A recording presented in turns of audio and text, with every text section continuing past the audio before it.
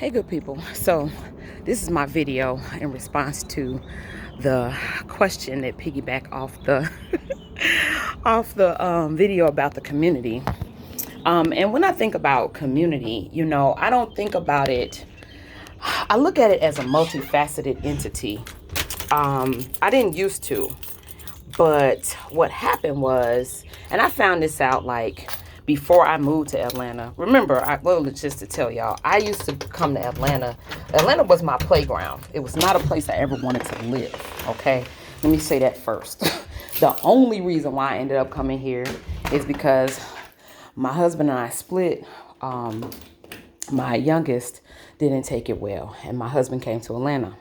And now he had these trumped up ideas about the people in Atlanta and people in general, based on things people say. Oh man, this, oh man, yeah, let me know what you need and blah, blah, blah, blah. And I had found out, like, I don't know, I had found out in my 20s that that's not really like real. People say that. People do a lot of polite things. When they ask you, how you doing? Most of the time, people don't really want to know how you doing for real. It's a nicety. It's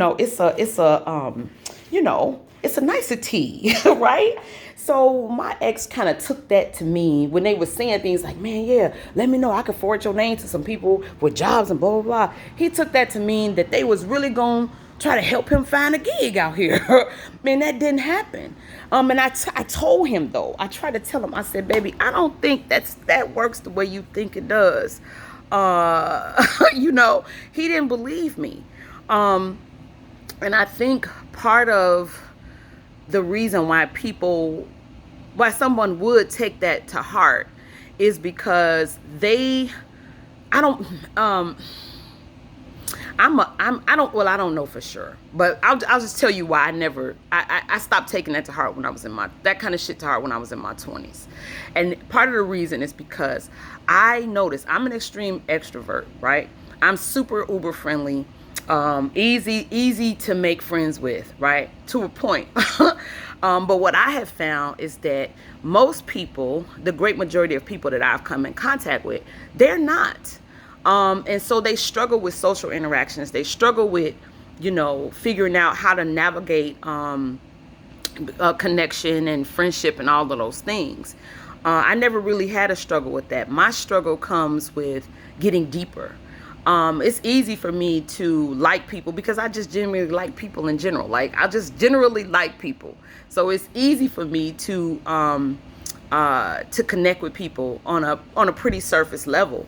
What's harder for me is to, show my vulnerability to people. And so I've been working on that pretty much my whole life. But what I have come to realize is that most people are not good with getting deep. They're like me in that sense. They might be good with, getting to know somebody once they get past their initial, nervousness or whatever. I don't have that nervousness, so I can get to know people really fast. But when it comes to getting deeper, most people just aren't able to do that. And it's not because of others, it's because of what's inside of them. So I, long time ago, changed my expectations. That's not to say that, what we used to say, what they used to tell us back in the day was, oh, you're really only going to have 2 or 3 really close friends in your life. And that's all you can really count on. And I found not to be untrue. I have way more than 2 or 3 really close friends in my life that I know I can count on, that can count on me. So that scarcity thinking I got rid of a long time ago too. But what I did understand is that there's going to be levels to this shit. Not everybody is going to be, not everyone is going to be at the end. If you look at the graphic that I posted, that everyone is going to be at the intimate friends level. Most people are going to be at the acquaintance level. That's it. That's really all people got spoons for. For the most case, they don't have I could not pour into like 18 people, in an at the intimate friendship level the way I do with this small group of people. It's probably about, I don't know, maybe about 10 people. That's still a lot. But even that is on different levels. Some of these intimate friendships I have are long distance, so we don't see each other every day. We don't even talk every day. You know what I mean? And so then some of them are, you know, like the friendship I have with my mom. Me and my mom talk almost every day. We're good friends. She's my mom, but we're also very, very close friends. She knows everything there is to know about my life. Like, she is like what a BFF would be, right? I could not have like five or six of those. Like, I couldn't nurture it. I don't have the space. I don't have the bandwidth to nurture 5 or 6 of those kinds of friendships. I'll be on the phone all day long. I wouldn't be doing shit else, you know? So I just think it's not realistic for me. I have found it to be unrealistic to have a lot of really, really deep, intimate friendships. So when I came down here and saw the people, how the people were here in the Atlanta community, I kind of knew this before I moved here, but when I saw it up close, it didn't shock me, surprise me, it didn't make me uncomfortable.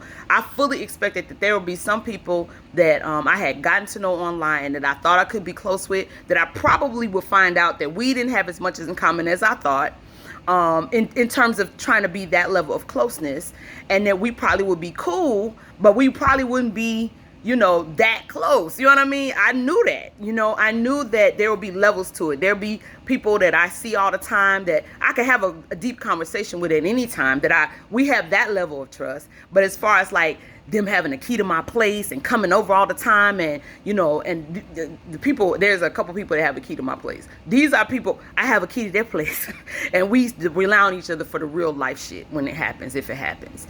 There's not going to be that many people on that level. It's just not. You know, and so, but most people will be people, those relationships that I do value, highly value, and would not want to get rid of. And that is the people that I see when I go to places, people that I can occasionally have a deep conversation with and share things with. And it may not be every day. It may not even be every month. But when we see each other, we do feel a connection and a sense of love for each other and a sense of care for each other. It doesn't have to go any further than that. And it probably can't go any further than that for them or for me. And so I've come to kind of value all the different levels of connection. And I value them highly.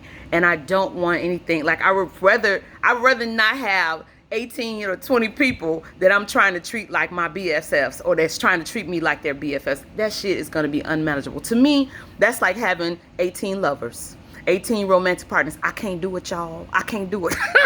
So to me, being close friends, I expect anybody that I have a lover, that is a lover, that we end up being that kind of closeness where we're a regular part of each other's lives romantically. I'm going to expect that we're going to be good friends like that too.